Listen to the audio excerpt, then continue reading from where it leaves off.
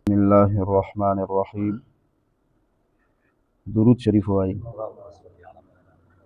اللهم صل على محمد وعلى آل محمد كما صليت على إبراهيم وعلى آل إبراهيم إنك حميد مجيد. اللهم بارك على محمد وعلى آل محمد كما باركت على إبراهيم وعلى آل إبراهيم إنك حميد مجيد. باب النهي عن تجسيس القبور والبناء عليها. قبر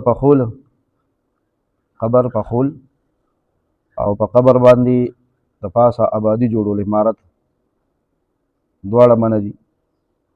قبر پخول هم منع دي او په قبر باندې دالان وغیرہ آبادی جوړول دا منع دي. 1968 نمبر حدیث مبارک دی. 1767 نمبر. عن جابر رضی اللہ تعالی عنہ قال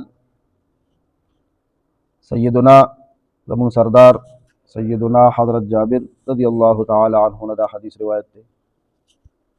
جابر رضی اللہ عنہ نے اللہ پاک راضی شي، اللہ پاک دې د خپل ځان نه راضي کی، اللہ پاک دې زما استاد او د ټول امت د طرف نه بهترینی بدلی ورکړي.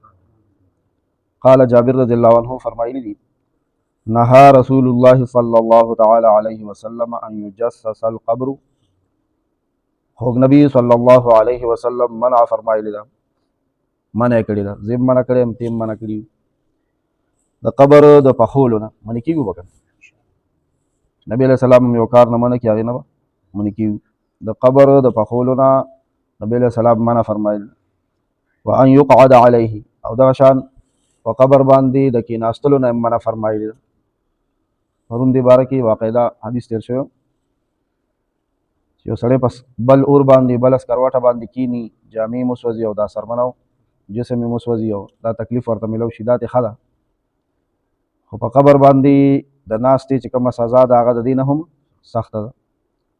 یو ځای کې داسې ځای وي چې د ناستې ځای نه، یو خوا قبر دی او بل خوا اور دی، وي دی د اور کې کینی خو د قبر باندې نه کینی. دومره او کنه دا خو ام المؤمنین حضرت عائشہ صدیقہ رضی اللہ عنہا فرمایلی دي، هغه دا حدیث روایت کوي. وی کسر عظم المیت ککسره حیا، د مړي پسمرګي اډو کې ماتول دا داسې دي لکه په ژوندانه باندې دا اډو کې ماتول. په مړستان باندې پسمرګي د مړي اډو کې ماتول دا داسې دي لکه په ژوند باندې چې اډو کې ماته. نو د ژوندي انسان اډو کې چې ماته، یا د ژوندي انسان د پاسه چې کینی، یا د ژوندي انسان د پاسه چې سړی ګرځي، یا د ژوندي انسان د سپېږمو کې اگر باته لګي چې څه بلګه خوشبو خيږي، د غوګونو کې ورته ورډوبي، شمع په پري تندیک دی، ورته دیو ورته پرې خېټه دی. چې څنګه ژوندي بنی آدم ته په دې شیانو څه کېږي، تکلیف کېږي، نو داسې چاته کېږي مړي ته. بل دا د قبر توهین هم دی، بې عزتي ده، بې اکرامي ده. او ځینې خلک به بعضې خلک به په قبر باندې د غم او د رنج د اظهار دپاره کېناسته مسلسل، چې موږ د مړي پسې ډېر سخت خفه یو، نو په قبر به ورسور شو، ورته به ناست. دا هم ناجایز دي. او یو راته پرون ویل، څو ځلې راته ویل، بېګا راته بیا وویل، چېرته رشته دار سره به اوښي سره به خفګان راغلی د خور خاوند سره، نو لاړم د پلار په قبر ورسور شوم، کېناستم او یو څو کنځل مې پلار ته وکړ او ورته مې ویل چې دا دله دې دا لور ولې ورکوله، دا زمونږ خور دی، دله ولې ورکوله.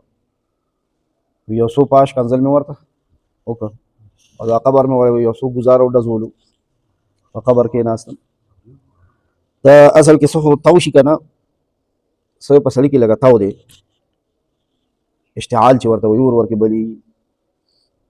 او څه داسې خبره ورسره اوس ملګرې شوې ده چې هلته حدیثونه او د دین خبرې مې اورېدلې هم نه دي، نو جهل هم دی، څه تیز یو او څه ورسره جهل غاړه شوی دی، ناپوهتیا، نو غرقی. دا ټولې خبرې دا ناجایزې دي. صحیح شوه. دې حدیث مبارک کې درې بس غټې خبرې دي. قبر پخول حرام دي، منع دي. په قبر باندې ناست هم څه ده، حرامه ده. وان یبنا علیه، او په قبر باندې دالان آبادي جوړول دا منع دي، حرام. زمونږ د هدیرو کې به دا پوخ قبر نه و. اوس یو نیم کمقل قبر پخی سمټ به ولا جوخت نه وړي. بس لنډه خبره ده، کاڼو کې وي او که خښته کې وي. او د ډېرو ښو خلکو قبرونو ته سمټ ور رسېدلي.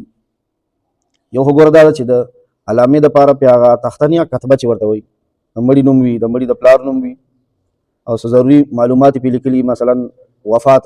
بس دا 3 خبرې ضروري، نور خو دومره چې موده ورته یادوي ټایم په ټایم. اول خو دې ته ماجت نه چې سړی هفته کې 2 ځله یو ځل خامخا دی د خپل رشته دار د پلار مور رور خور ښځې خاوند قبر لځي، دنه به ټول عمر کې هم هېر نه شي.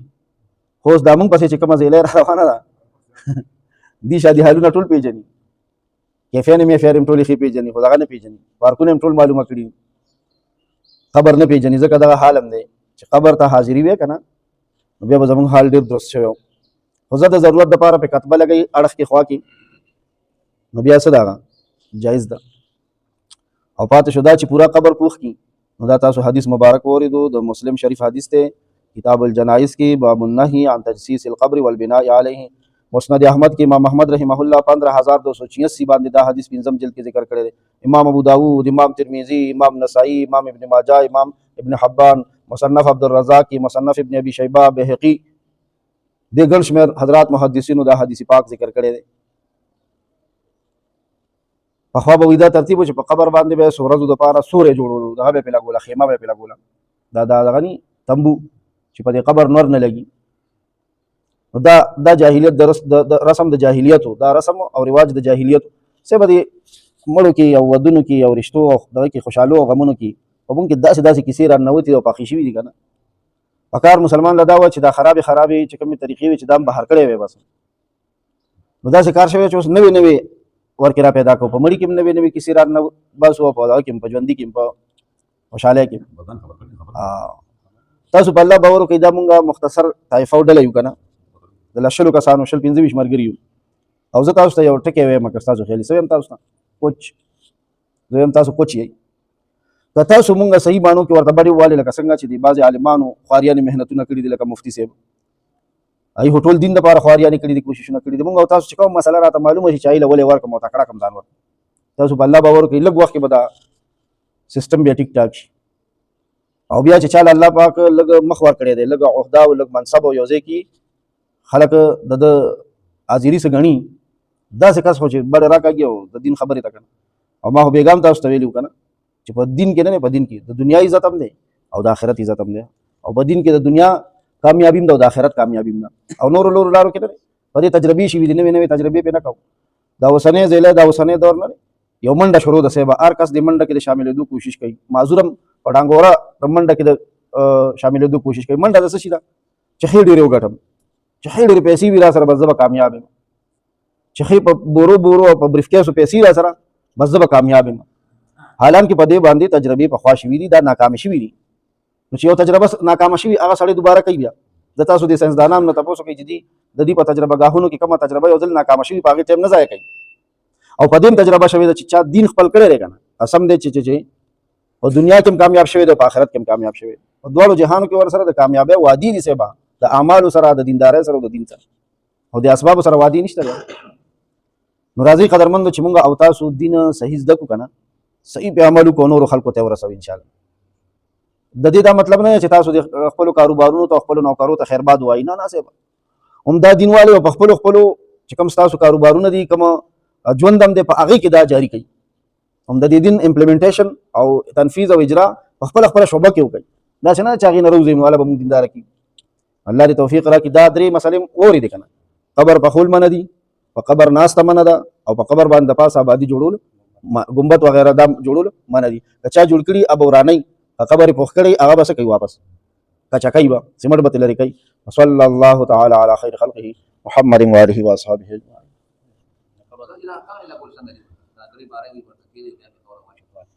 ضروري نه دي، نو صرف دومره شي چې سلی پې جوړ شي. سلی تاسو خو د صحابو قبرونه کتلي دي، بس هغه شان صحیح.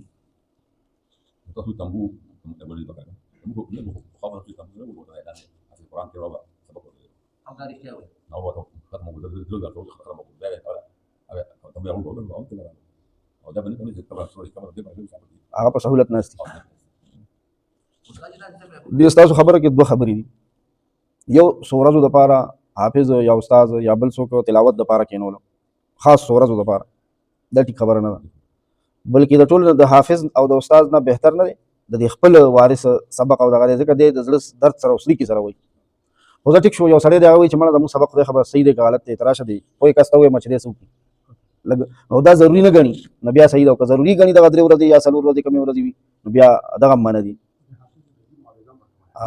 اب دا بله خبره ده. ښه زمونږ فتاوو لیکلي دي چې دا سبق مړي پسې ووایه که نه او دا ورپسې وروبخي، دې ته ایصال ثواب وایي. دا خبره درسته صحیح ده. ایصال ثواب د نقد هم کولی شي، د جنس هم کولی شي، د مالی عبادت، د جانی عبادت، زبانی عبادت، د ټولو عبادتونو ثواب مړي پسې بخلی شي. ثواب الله پاک مړي ته رسوي. اوس دا خبره چې په دې ثواب بخلو باندې څوک معاوضه اخلي یا ورکوي، دا حرام دي، دا حرام دي.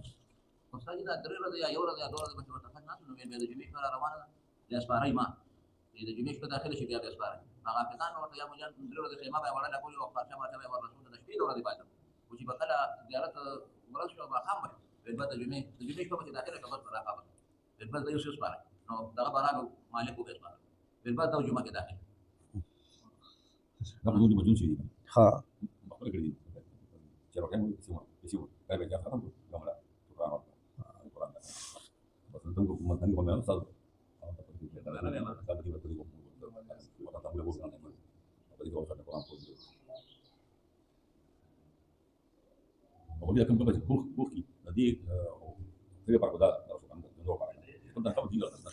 هغه وصیت کړو چې دا مالا پوخ کوي، هغه په جون ویلو کنه چې راځه مړ شم نو مالا به قبر پخوي، نو بیا هغه عذاب کې ګرځي.